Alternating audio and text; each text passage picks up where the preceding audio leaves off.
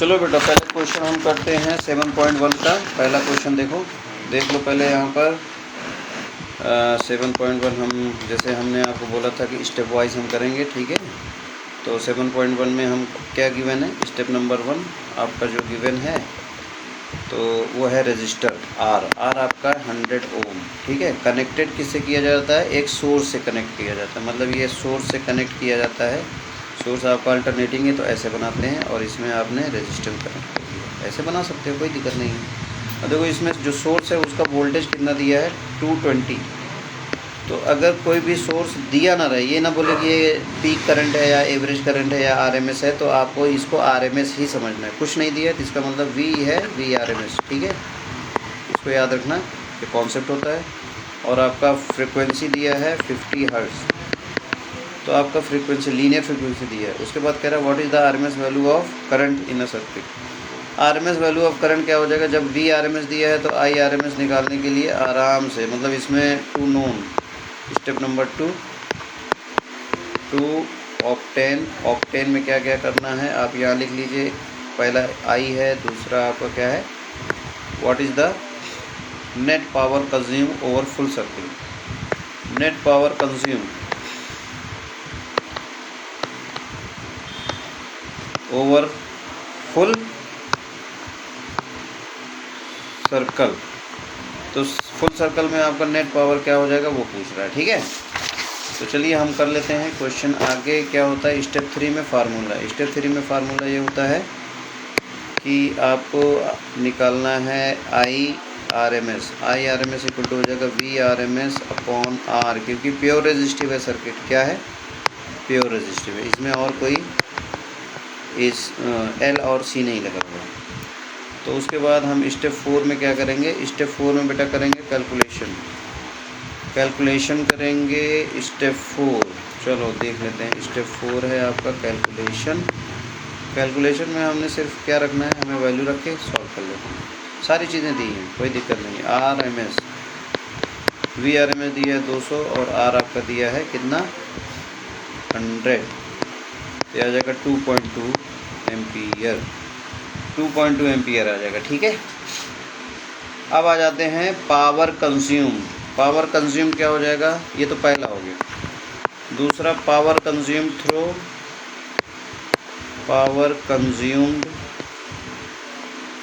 Through circuit, ठीक है।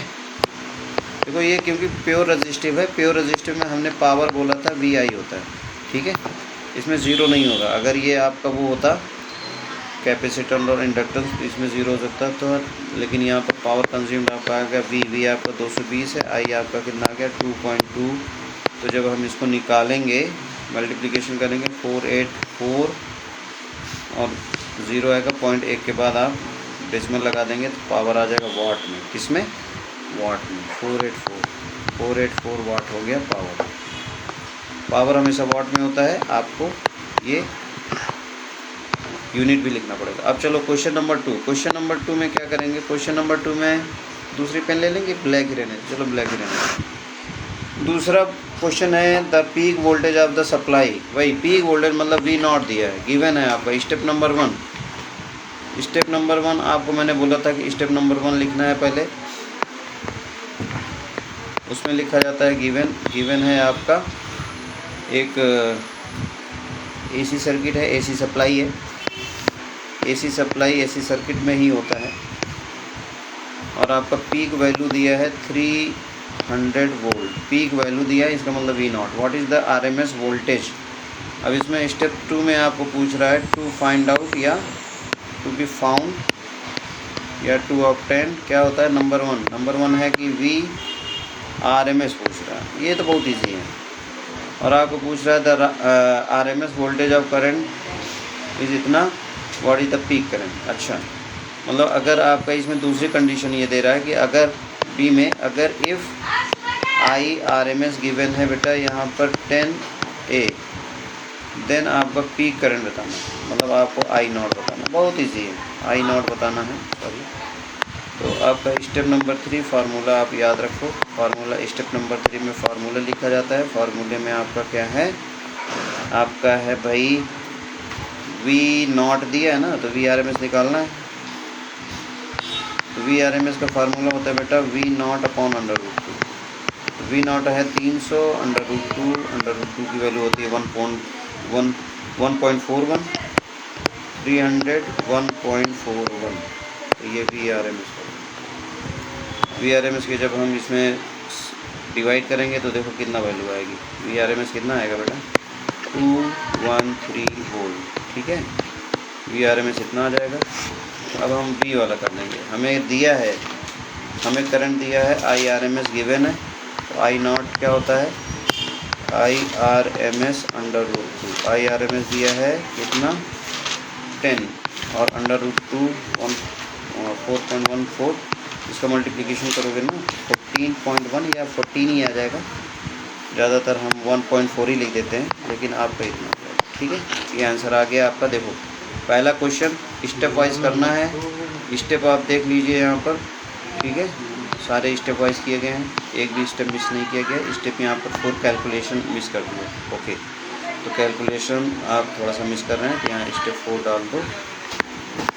Step एक भी मिस नहीं करना है, ऐसे आपको लिखना है। ठीक है, अब आ जाइए क्वेश्चन नंबर 7.3। 7.3 में क्या है क्वेश्चन, पहले पढ़ लेते हैं। क्वेश्चन आपको ये थोड़ा सा छोटा कर दें या बड़ा कर दें, बड़ा कर सकते हो इसमें आप खुद।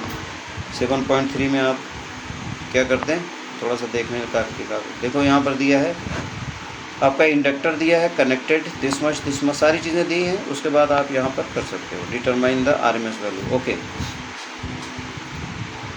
गिवन है स्टेप नंबर 1 आपको गिवन है। क्वेश्चन पढ़ सकते हो खुद से, मैं पढ़ूंगा तो टाइम लगेगा इसलिए क्वेश्चन नहीं पढ़ूंगा। ठीक है, गिवन क्या है, गिवन एक एसी सर्किट है भाई, जैसे एज़ यूजुअल, क्योंकि एसी ये आपका चैप्टर ही है। तो वी आर एम एस दिया है, वी दिया है, यहाँ गिवन नहीं है ना, कुछ की स्पेसिफिकेशन नहीं दिया है, इसलिए वी आर एम एस है। क्या है, V R M S equal to V होता है। और आपका फ्रिक्वेंसी दिया है 50 हर्ट्ज़, मतलब इसका लीनियर फ्रिक्वेंसी दी है। और आपका एल दे दिया है 44 mH। 44 mH को आप चेंज कर लो एच में, तो 44 × 10⁻³ हेनरी। एच क्या होता है, हेनरी होता है।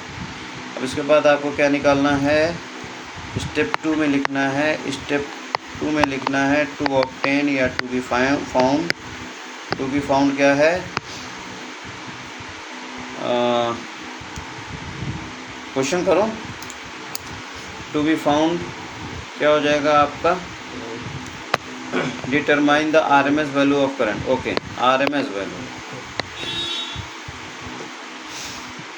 वैल्यू निकालना। वी आर एम एस दिया है, लेकिन इसमें देखो आपका जो सर्किट है ना वो रेजिस्टिव नहीं, वो इंडक्टिव है। सर्किट यहाँ पर लिख लो। सर्किट क्या है, स्टेप 4 है बेटा कैलकुलेशन। कैलकुलेशन में आपका पूरा कैलकुलेशन करना है। तो आपकी सर्किट जो दी है ना वो प्योर इंडक्टिव है। क्या है, प्योर इंडक्टिव। तो प्योर इंडक्टिव है, तो इसमें आप कर सकते हो।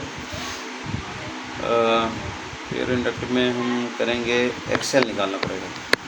एक्सेल क्या होता है, ओमेगा एल होता है। ठीक है, ओमेगा क्या होता है 2πf होता है। और यहाँ एल आप रख सकते हो 50। देखो यहाँ सारी चीज़ें, एल 50 नहीं है, सॉरी, यहाँ पर है एल 44 × 10⁻³ ठीक है, ये है। इसमें आप एक्सेल रख सकते हो, कोई दिक्कत नहीं है। 2π रहने दो यहाँ पर, पाई और एफ आपका 50 है। इस तरीके से आप रख सकते हो। ठीक है,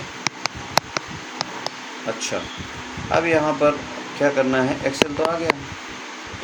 अब आपको निकालना है I R M S. I R M S equal to होगा V R M S upon X L. ठीक है, एक्सेल आप करेंगे। वी आर एम एस कितना है, गिवन है 220। ठीक है, वी आर एम एस कितना है 220। यही होता ही है, ज़्यादातर 220 दिया जाता है ज़्यादातर। ठीक है, 220 रहता है, तो इसमें पीक वैल्यू 313 आता है। याद रखना है, तो ये याद रखने वाली चीज़ है। तो अब यहाँ पर रख दो वैल्यू 2π रख दो, और यहाँ पर रख दो भाई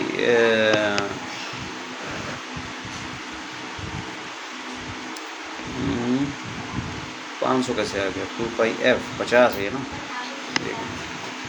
ये 50 है ना कि 500। उसके बाद आप 44 × 10⁻³ इसको सबको सॉल्व कर लो, बहुत ईजी हो गया अब तो। ये 1 0 यहाँ से काट दो, 22 को 44 से काट दो, है कि नहीं। यहाँ 1 हो जाएगा, यहाँ 2 हो जाएगा। उसके बाद बस सॉल्व कर दो, काम खत्म। कितना ईजी। इसका वैल्यू IRM इसकी वैल्यू आएगी बेटा 15.9, या इसको कह सकते हो नियर अबाउट अप्रॉक्स 16 कह सकते हो एम्पीयर। ये आंसर है, बस ये निकालना था। अब आ जाओ 7.4 में। 7.4 में वही स्टेप नंबर 1 लिखना है। क्वेश्चन पढ़ लो, पहले पढ़ना है तो। क्वेश्चन है कि आपका 60 माइक्रोफेरेड। अब देखो माइक्रोफेरेड मतलब इसमें कैपेसिटिव सर्किट हो गई, ठीक है। Determine the RMS value of the current in circuit, मतलब सेम सारी चीज़ें वैसी ही हैं, बस आपका सर्किट क्या हो गई, कैपेसिटिव हो गई। तो गिवन क्या है बेटा, वोल्टेज दिया है, VRMS जो दिया रहता है वो RMS ही, अगर कुछ नहीं लिखा तो RMS ही समझ लो। और आपका फ्रीक्वेंसी आपकी 60 हर्ट्ज़ है, ना कि 50। ये चेंजिंग हो गया है। और आपका कैपेसिटर C की वैल्यू दिया है 60 माइक्रोफेरेड। 60 माइक्रोफेरेड को आप चेंज कर सकते हो, ठीक है, -6 के फॉर्म में। उसके बाद आपको क्या करना है, स्टेप 2 ऑक्टेन। स्टेप 2 क्या होगा, 2 ऑक्टेन। 2 ऑक्टेन, ऑक्टेन क्या करना है आपको, वही RMS ऑक्टेन करना है। RMS की वैल्यू आप जानते हो, VRMS। चलो अभी हम फार्मूला लिखेंगे तो फिर कर लेना, कोई दिक्कत नहीं, ठीक है। RMS की वैल्यू आप जानते हो। अब हम स्टेप 3 में क्या करेंगे, फार्मूला। स्टेप 3 में फार्मूला करेंगे ना।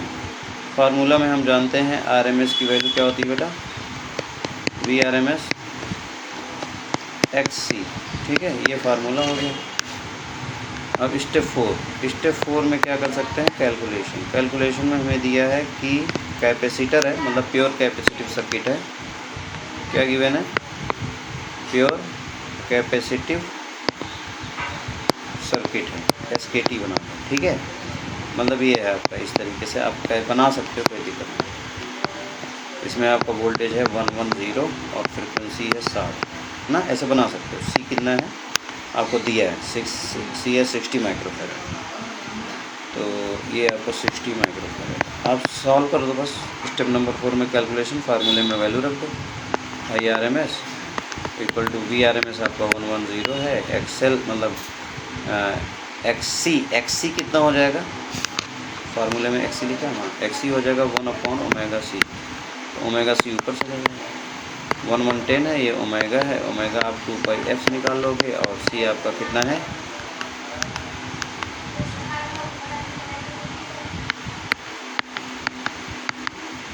बस हो गया काम कर। अब इसको सॉल्व कर लो। IRMS कितना आएगा, सॉल्व करोगे, देखो सॉल्व करके देखो, जल्दी से करना है इसको, विथिन 2 सेकेंड, 2 नहीं तो 1 मिनट में कर लो, ठीक है। तो RMS आ जाएगी बेटा वैल्यू 2.48, अप्रॉक्स इसको 2.5 ले सकते, अप्रॉक्स क्या सकते हो 2.5 एम्पीयर, ये RMS आ जाएगा, ठीक है। कैलकुलेटर लेके बैठना, क्योंकि यहाँ टाइम बचाना आपको, वहाँ पर कैलकुलेटर तो बोर्ड में होता नहीं है, ठीक है। अब आ जाओ 7.5 क्वेश्चन में कुछ रेफरेंस दिया है 7, अच्छा मतलब ये जो ऊपर वाला क्वेश्चन है ना 7.3 और 7.4, what is the net power absorb by the each circuit over A complete cycle, मतलब दोनों में पावर एब्जॉर्ब कितना होगा। तो देखो आपको पावर एब्जॉर्ब दोनों में निकालने के लिए आपको क्या करना पड़ेगा, प्योर इंडक्टिव, ये आप देखो ऊपर वाला जो 3 वाला है, मतलब 7.3 में आपका जो सर्किट है AC सर्किट है बेटा प्योर इंडक्टिव में V और I क्या होते हैं, V वर्सेस या I वर्सेस V जो भी है, इन दोनों के बीच में फाई कितना होता है बेटा 90 डिग्री होता है कि नहीं। तो आप पावर निकालोगे तो देखो AC सर्किट में आपका पावर हो जाता है, पता नहीं आपने पढ़ा है कि नहीं पढ़ा है, ये हो जाता है V0 I0 by 2 और यहाँ पर cos फाई होता है। अब cos फाई देखो फाई 90 है तो यहाँ पर 0 हो जाएगा, cos 90 = 0 होता है, तो cos 90 करोगे यहाँ पर भी 0 हो जाएगा, ठीक है। इसी तरीके से similarly for equation, for question, equation नहीं क्वेश्चन। 7.4 में आपका वो जो सर्किट क्या है, सर्किट आपका प्योर कैपेसिटिव है, ठीक है, प्योर कैपेसिटिव है। तो वहाँ पर भी आपका फाई क्या होगा, 90 डिग्री लीड करता है। तो यहाँ पर भी पावर 0 होगा, एवरेज पावर 0 होगा। एवरेज पावर लिख लेना, वो एवरेज पावर को ऐसे लिखना। चलिए अब आ जाते हैं 7.6 में आ जाते हैं।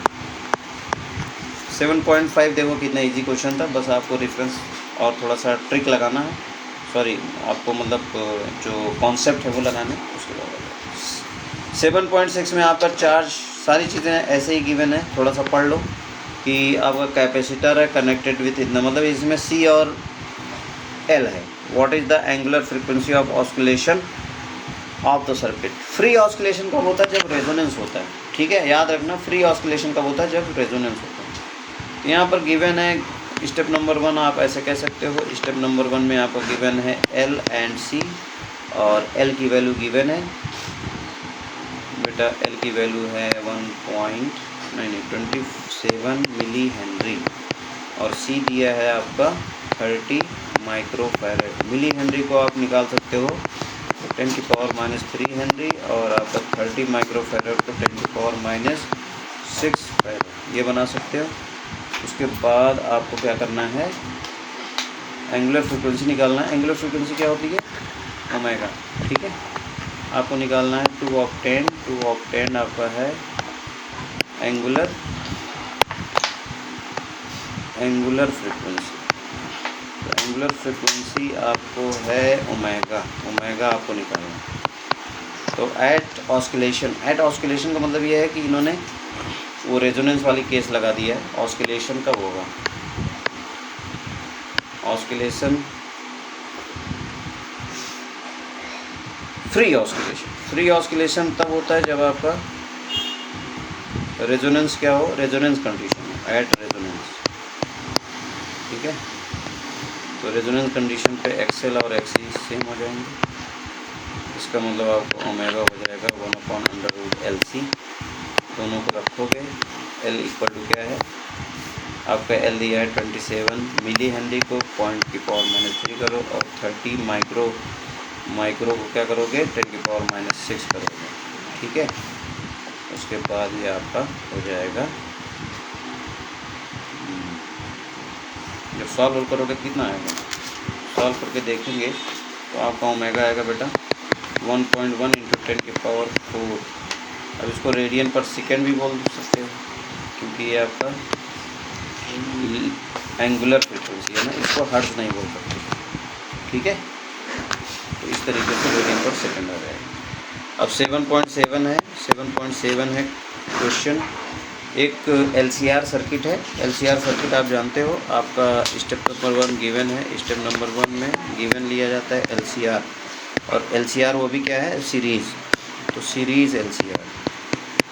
सीरीज़ LCR में आपका गिवन क्या क्या है, R दिया है 20 ओम, L दिया है बेटा 1.5 हेनरी, और C दिया है आपका 35 माइक्रोफैरड, और साथ साथ में आपका ये जो VRMS दिया है, V होता है VRMS, इसको मैंने बहुत बार बताया, बार बार बताने की ज़रूरत नहीं है। आपको इस तरीके से सर्किट भी बना सकते हो, ठीक है।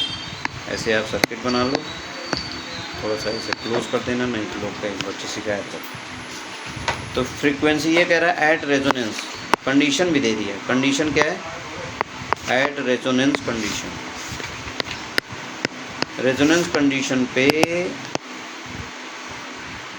आपका निकालना क्या है, स्टेप 2 है ऑक्टेन आपको निकालना है।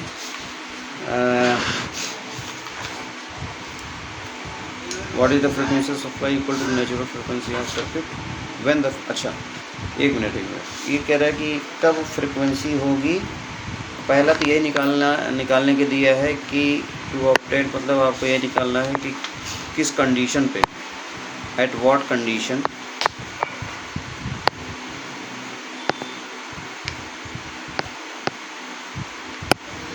नेचुरल फ्रिक्वेंसी, इसकी फ्रिक्वेंसी नेचुरल फ्रिक्वेंसी के बराबर हो जाएगी। ठीक है, ओमेगा किसके बराबर होगा, ओमेगा एन। तो ये हमेशा जानते हो कि ये आपका एट रेजोनेंस पे होता है। तो इसका आंसर तो ऐसे ही बता सकते हो। ठीक है, यहीं पर बता सकते हो आंसर, एट रेजोनेंस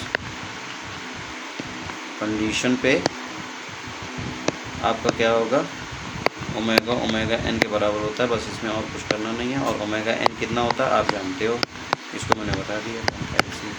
ठीक है, अब देखो बी पूछ रहा है इस पर, what is the average power transmitted. हाँ, इसमें देखो पूछ रहा है B, what is the average power, what is the average power transmitted. अब देखो एवरेज पावर में क्या हो जाएगा, एवरेज पावर जब आप निकालोगे तो एट रेजोनेंस कंडीशन पे क्या हो जाता है, एट रेजोनेंस कंडीशन पे आपका प्योर रेजिस्टिव हो जाता है।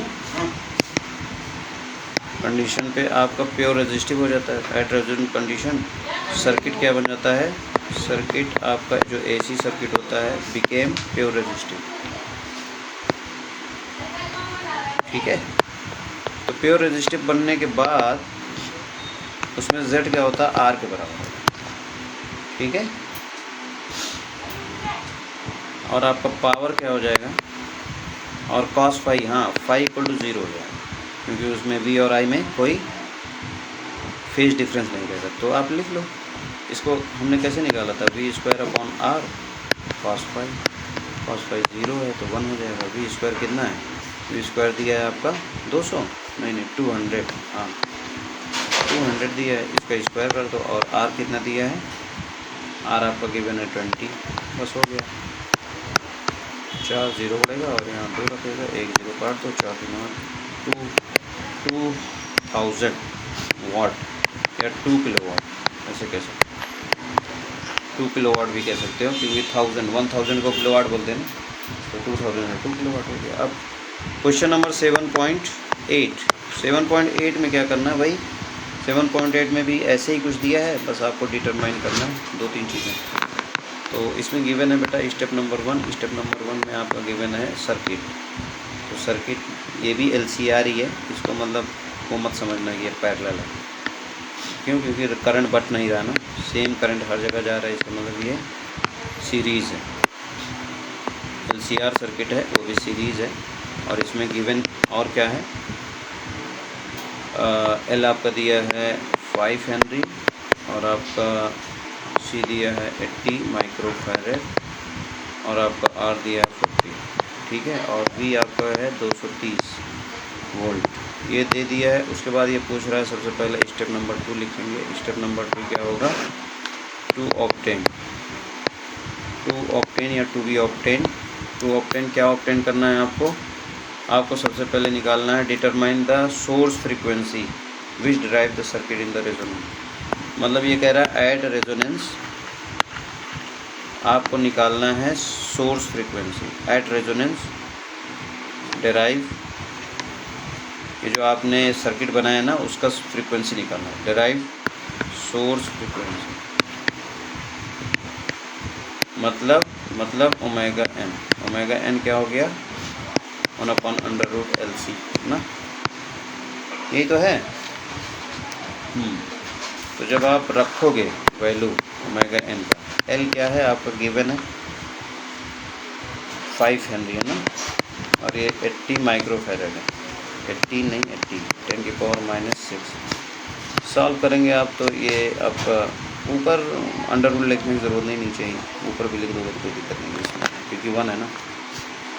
तो ये 400 नीचे हो जाएगा और ये 10⁻⁶ है, अंडर रूट है 10⁻⁶ अंडर रूट है, बाहर क्या हो जाएगा 10⁻³ हो जाएगा, और 400 का अंडर रूट कितना होता है 20 होता है। ठीक है, जब इसको सॉल्व करेंगे आप 1000/20 आएगा, और जब इसको सॉल्व आप करोगे तो 50 और देखो ये ओमेगा हर्ट्ज़ में नहीं आता है, ये आता है रेडियन पर सेकेंड में। 50 देख के ये नहीं कि हर्ट्ज़ कर दिया, समझ गया, ये ओमेगा है, F होता तो हर्ट्ज़ हो जाता। 50 देख के ये नहीं कहना है कि आपको हर्ट्ज़ कर दिया। अब देखो क्वेश्चन नंबर बी आपको निकालना obtain the impedance of circuit and amplitude of current. देखो एट रेजोनेंस पे आपका क्या होता है, रेजोनेंस पे बेटा इम्पीडेंस क्या होता है, जेड आर के बराबर होता है, इसमें कोई लाग लपेट वाली बात ही नहीं। उसके बाद आपका amplitude of current at the resonating frequency. Amplitude of current का एम्पलीट्यूड मतलब IRMS एट रेजोनेटिंग कंडीशन। तो ये क्या होता है, VRMS अपॉन जेड, और जेड आपका आर के बराबर होगा। VRMS आपका गिवन है ऑलरेडी, जेड भी आपका गिवन है, वो आर के बराबर होगा। तो VRMS क्या है, VRMS है आपका यहाँ पर गिवन 230 है, ठीक है। इसको कर डालो, VRMS 230 है और आर आपका गिवन है 40। तो इसको जब सॉल्व करोगे तो 5.25 है एम्पीयर। और इसमें पीक वैल्यू निकालने के लिए बोला है, तो I0 इक्वल टू क्या होता है, √2 RMS। √2 से ये जब आप इसको करोगे इसकी वैल्यू 8 पॉइंट समथिंग आएगी, ठीक है। कर दो, मल्टीप्लिकेशन कर दो, 8 पॉइंट क्या आएगा समथिंग, 8 पॉइंट समथिंग आएगा। रुक जाओ मैं कर देता हूँ, 1 मिनट। 5.25 इंटू 1.4, 5.5 तो नहीं आएगा, 5.5 आएगा ये, देख लेना।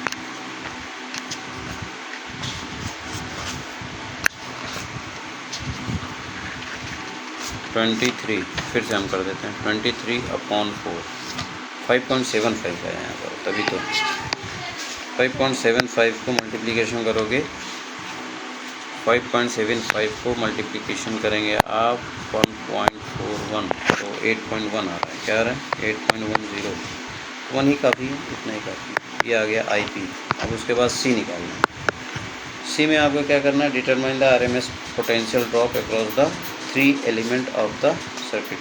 सबके अक्रॉस आपका पोटेंशियल ड्रॉप क्या होगा, so that the potential drop across the LC combination is 0 at the resonance frequency. अब एट द रेजोनेंस फ्रिक्वेंसी आपको ये शो करना है कि आपका VL इक्वल टू VC हो, ये आपको बताना है। तो इसमें सबसे पहले determine the RMS potential drop across the 3 element, तीनों एलिमेंट पर आपको पोटेंशियल निकालना। कैसे निकालोगे, देखो V0 निकाल के आप कर सकते हो जल्दी जल्दी, या वैसे RMS में डायरेक्ट कर दोगे, कोई दिक्कत नहीं है। जैसे V0 निकाल लो बेटा, 230 है और इसको मल्टीप्लिकेशन करोगे, सॉरी अपॉन √, सॉरी V0 ये होता है ना, नहीं V0 होता है, V0 निकालना ना आपको, तो V0 हम निकाल लेते हैं, 1 मिनट। V0 का फार्मूला ये नहीं है, तो हमें V0 पहले निकाल लेते हैं, √2 VRMS, √2 इंटू 230 को जब ये करोगे तो आपका कितना आएगा, 313 है, नहीं 313 से ज़्यादा है, 1 मिनट में करता हूँ, 230, इसका मल्टीप्लिकेशन करोगे तो आपका आएगा 322 आएगा। तो आपको V0 आ गया, VRMS निकालना है अक्रॉस R, तो VRMS अक्रॉस R निकालना है, तो पहले V0 अक्रॉस R निकालो। V0 अक्रॉस R कितना हो जाएगा, I0 इंटू, क्योंकि I सेम होगा, और R, I0 आपने निकाल दिया पहले, I0 कितना निकाला है, I0 है बेटा 8.1, और R का वैल्यू रख दो, R कितना 20 है, R 40, और इसमें मल्टीप्लिकेशन कर दो, आ जाएगा, देखो मल्टीप्लिकेशन करो, ठीक है, मल्टीप्लिकेशन कर देंगे तो ये आ जाएगा 8.1, क्या करें 8.1 का 40 से मल्टीप्लिकेशन, 8.1 का 40 से मल्टीप्लिकेशन, आपका 3 to 4 वोल्टेज आपका, तो V और R पे यहाँ पर ड्रॉप हो,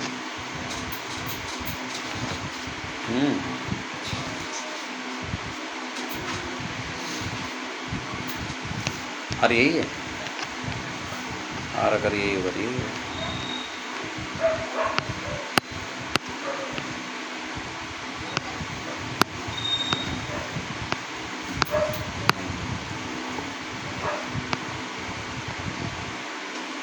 भाई 3 to 4 तो आपका वोल्टेज है ही पूरा पूरा का पूरा, तो यहीं ड्रॉप हो गया। जब इसको 8 अगर लोगे तो ये आएगा 322 वोल्ट, तो यही तो आपका पूरा टोटल वोल्टेज है। जब यहीं पर पूरा ड्रॉप हो गया, इसका मतलब क्या हो गया, V0L और V0C पे वोल्टेज क्या है, 0 है कि नहीं, वहाँ पर कुछ ड्रॉप ही नहीं है, यही तो आएगा। VR पे पूरा ड्रॉप होगा। बस ये पूरा क्वेश्चन हो गया, ठीक है। एक बार आप इस तरीके से स्टेप कैसे कर रहे हैं आप उसको देखिएगा, बाकी हम अगला चैप्टर फिर बता देंगे, ठीक है। Okay, thank you.